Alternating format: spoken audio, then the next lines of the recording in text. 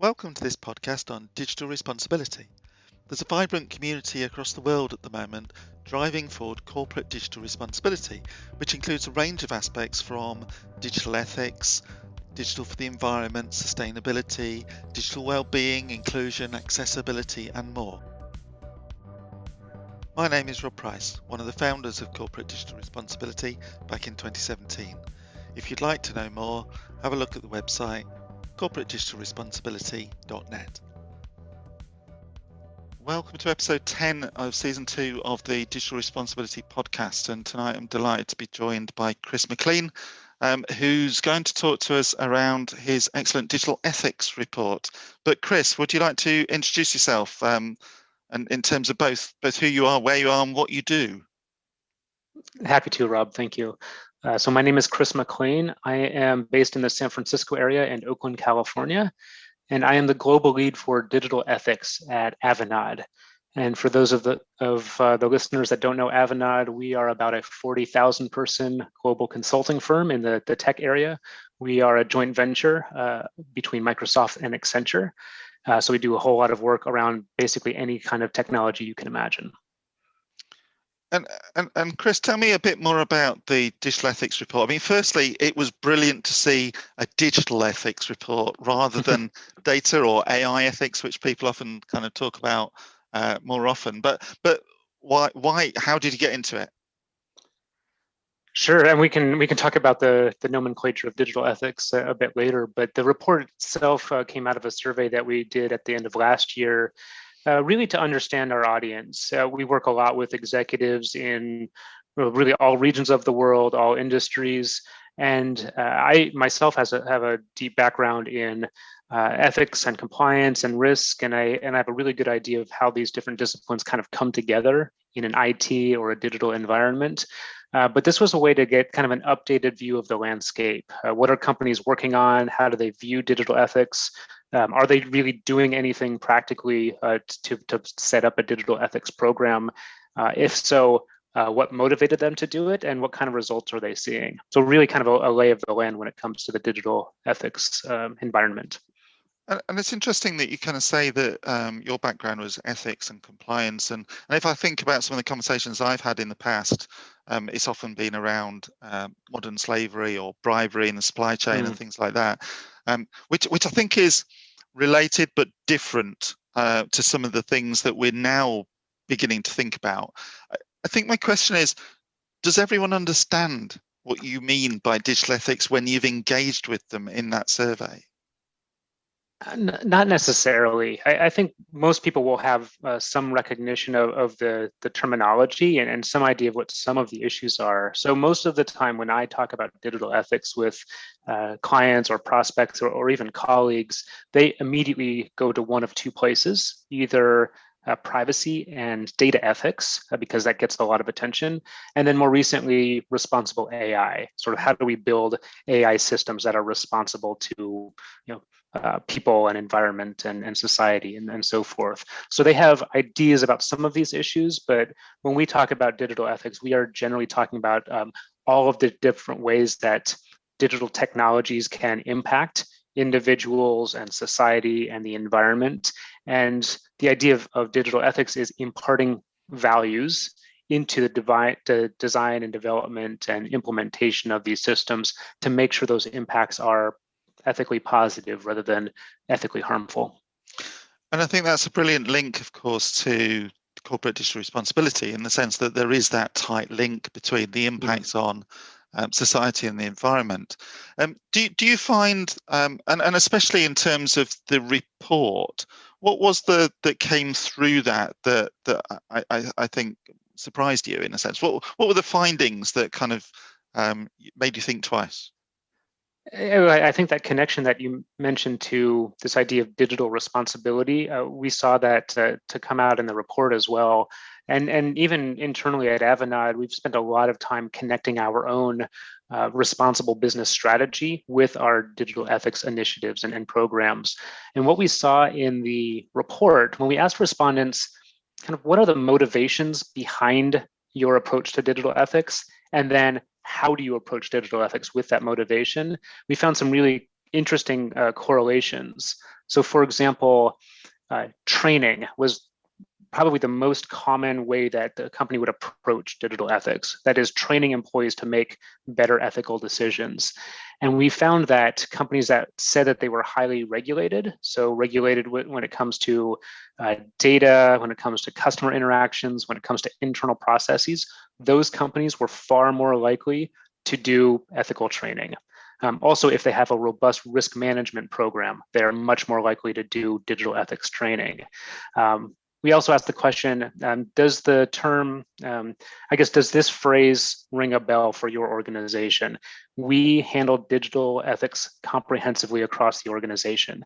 And that was the case more often if they had a high level of pressure from their customers. That is, if their customers are pressuring them to do the right thing, they're more likely to say, we handle digital ethics comprehensively across the organization. But the number one driver, the number one motivation for a lot of these initiatives and programs was whether or not that company had a defined set of corporate values. That is, if they had that defined set of corporate values, they were far more likely to do training. They were far more likely to have a dedicated digital ethics team. All these other approaches were much more common for companies that say they have corporate values in place. And I liked that statement that's very clear in the report that states exactly that they're more likely to address it if they have that defined set of corporate values. And I think we've found this tight alignment with purpose in a lot of the conversations around digital responsibility, where organizations are wanting to almost move beyond profit. Profit's still important, but to defining purpose and clear values. Then it's how do you tangibly illustrate it?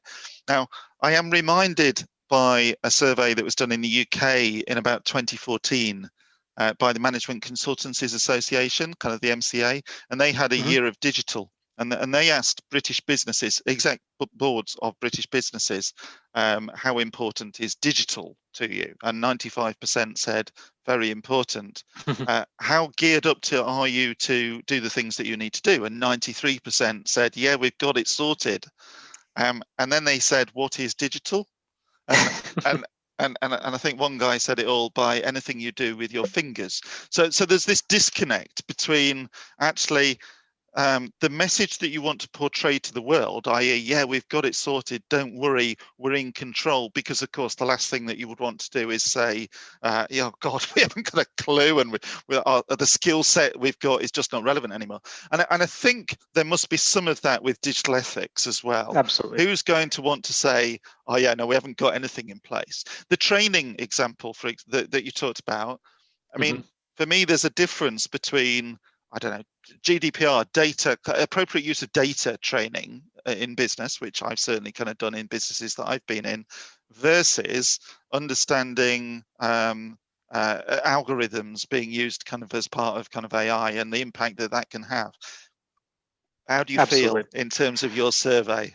Yeah, absolutely. And I'll even go one step further. So in addition to asking, what are you doing around digital ethics? We asked 45 different, I guess, a set of 45 questions around how do you feel about your company's performance along this issue? Yeah. So our own digital ethics framework encapsulates 45 different areas of potential impact. So the categories are individual impact, so things like inclusion and diversity and mental health and time and attention and accessibility and privacy. Societal impacts, like how does this technology impact politics, the economy, healthcare, education. Environmental impacts, so how does it affect energy use, waste, pollution, biodiversity, and then this sort of set of programmatic impacts, which are the controls and processes you have around the technology to make sure it operates ethically. And by far, people were very optimistic about how their firms were performing. So on average, for all of these 45 issues, there were about 10% that said this issue is irrelevant to my technology or my business. It's not applicable. Or they said, I just don't know the answer. That's about 10%. 25% said, yeah, we could be doing better, or actually we have a problem here. But 30-something%, about like the low 30s, people said we're doing a very good job. And then another 30 said we're doing so well that we're seeing positive business benefits. And I appreciate that optimism, but I'm a bit skeptical that people really understand the questions that we're asking. When I say, how well do you review and address how your technologies impact mental health or inclusion and diversity or accessibility or some of the societal issues like how it affects politics? I just don't get the sense that they understand those issues well enough to clearly articulate their performance. They just feel like they're doing okay. And I'll give you a really sort of interesting discrepancy that we found. When we go from region to region or industry to industry, we find that there is a difference in understanding of some of these issues. So for example, when we ask the question about how well are you handling inclusion and diversity in your technology, 16% of respondents from Japan said this issue is irrelevant for us. It's not applicable to our technology. That's 16% compared to only 2% in Brazil and Canada and 3% in the UK.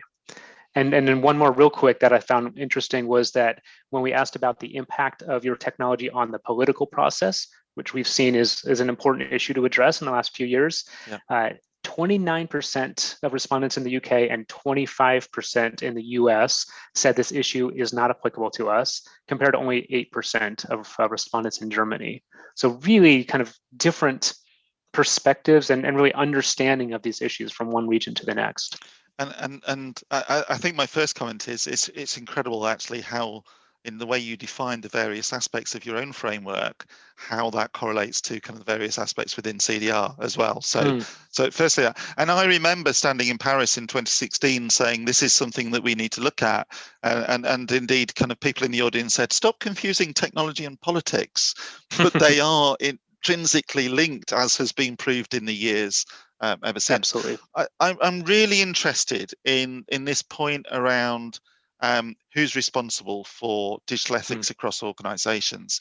And I think one of the things that I always count myself as a technologist at heart. My career is as a technologist in business. But whenever I talked about these kind of things in a conference, for example, I used to kind of say, how do you feel about the impact of technology on, well, everything that we do? And I would have this utopian versus dystopian scale.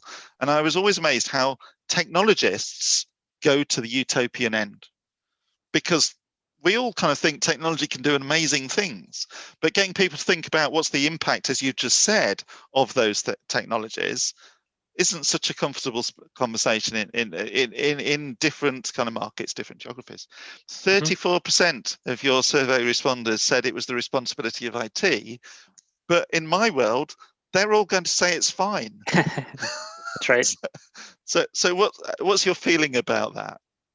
Yeah, the interesting. It's an interesting question and I guess debate that the technologists, when we say who's responsible, the technologists are most likely going to be the people that are designing, developing, implementing, and operating these technologies.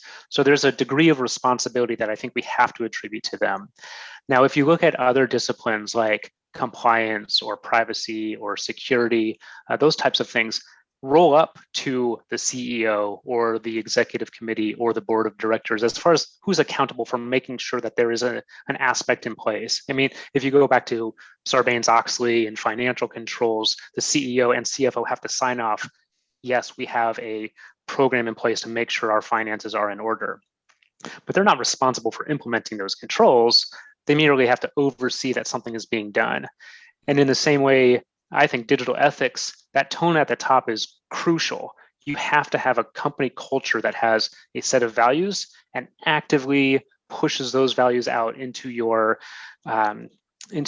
governance structure, into your success metrics, into your communication, how you do employee performance reviews, how you do hiring and promotion.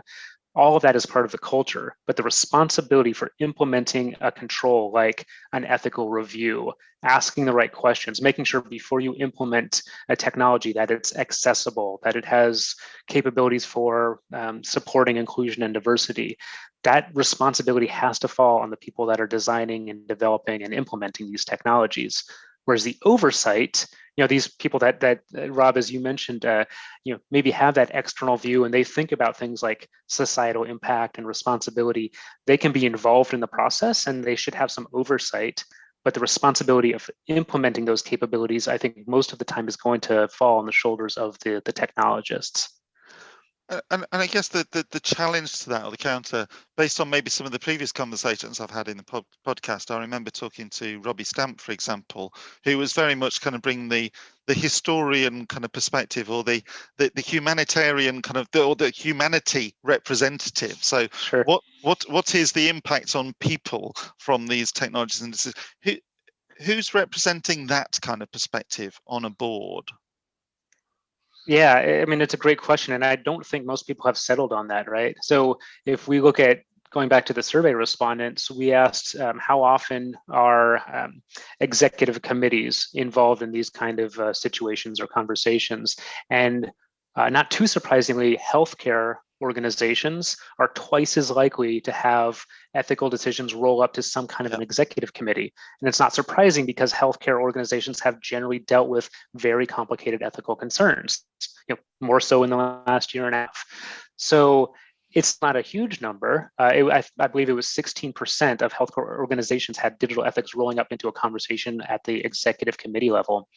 But it's still twice as much as other organizations. And I think this is probably the area that needs the most emphasis and focus and education. It's not necessarily the capabilities, because most technology organizations and digital organizations, they have the knowledge and the wherewithal to put these practices into place.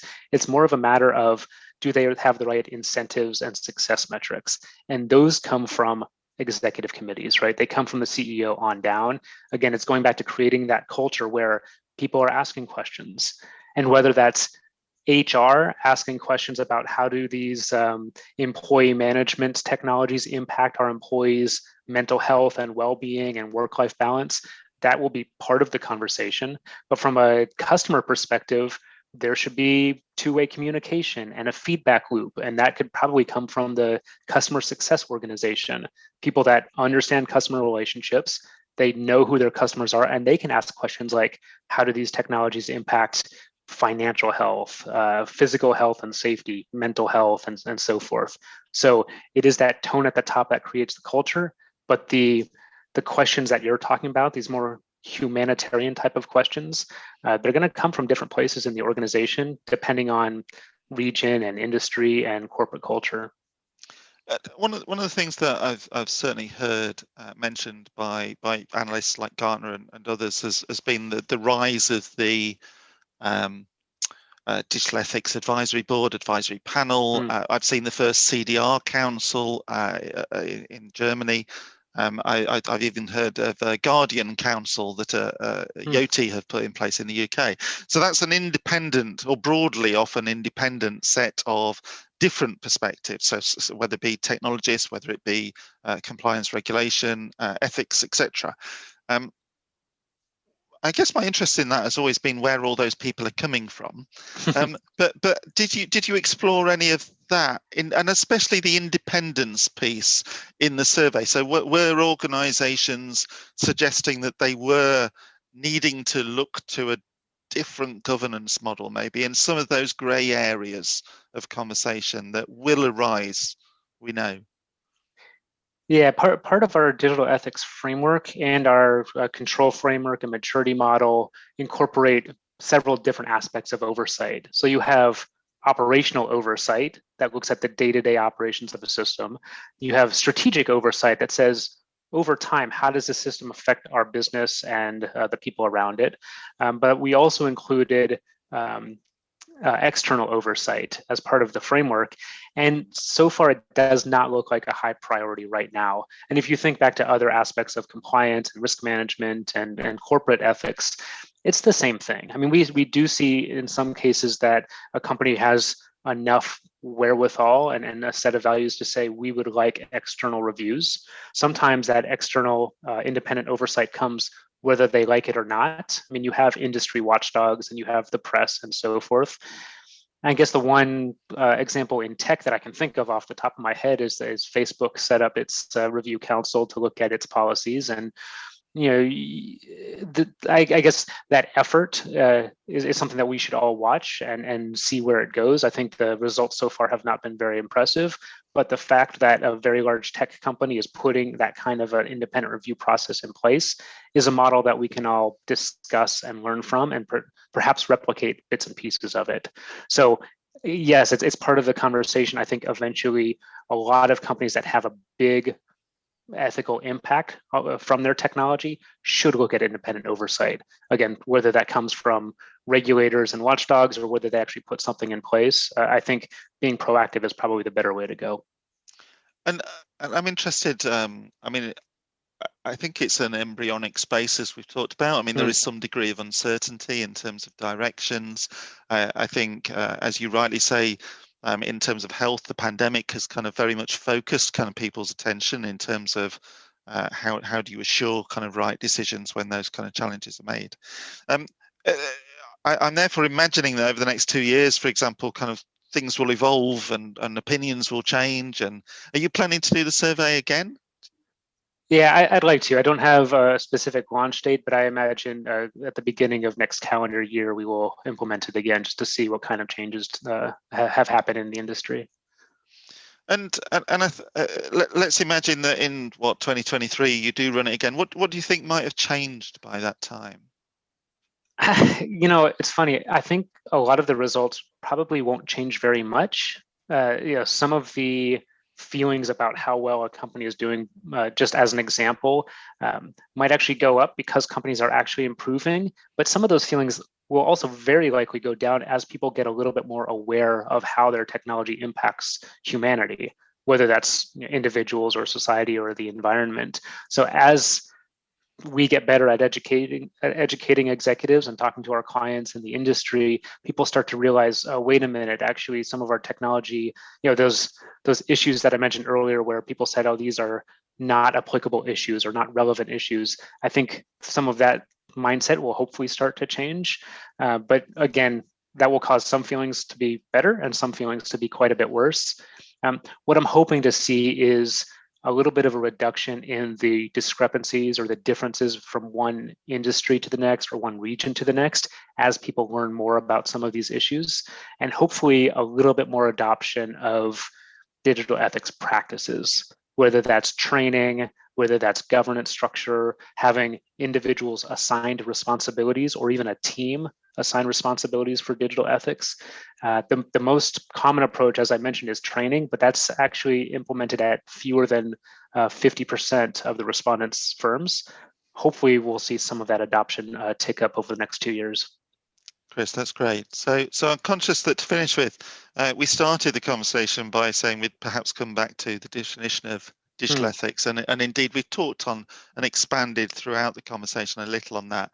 But perhaps to finish on, what is digital ethics and why is it important for anyone who's listening? Succinct kind of, how would you kind of explain it to somebody in a pub?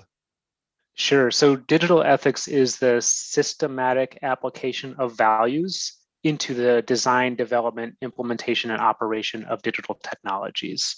And why it's important, I put it into 3 different categories of motivation: rules, risks, and principles. There are rules and regulations that say you have to do the right thing with technology. There are also risks beyond regulations. If you do something wrong, there could be operational or reputational or financial losses to your firm. But most importantly is principles. If your company has a set of values where you say, we care about people's welfare or the environment or work-life balance, you should be able to articulate how you implement those values into the technology that you build and operate. Chris, that's been a pleasure to talk, and brilliant definition for everybody who's listening. So many thanks. Thank you, Rob.